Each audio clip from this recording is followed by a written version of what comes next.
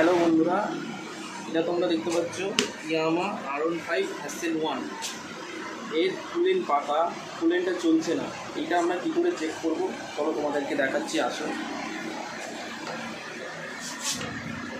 দেখতে পাচ্ছ এখানে পুরো ফুল সেট আপ খোলা আছে। এইখানটা ইঞ্জিনের সামনেটা কুলেন্টটা লাগানো থাকে, ঠিক আছে। এইটা হচ্ছে তার মেন জ্যাক। এবারে আমি দেখাবো তোমরা খোলার পরে কি করে চেক করবে কুলেন্টটা। চলো আসো।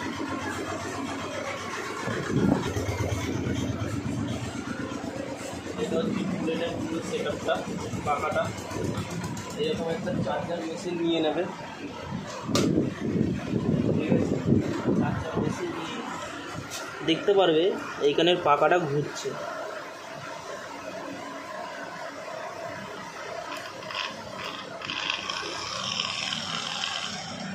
দেখতে পেলে এখানের পাখাটা ঘুরছে।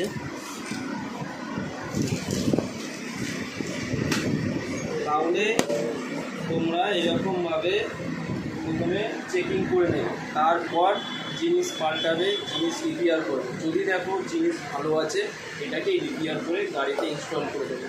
এটাই ছিল আজকের ভিডিও। বাই।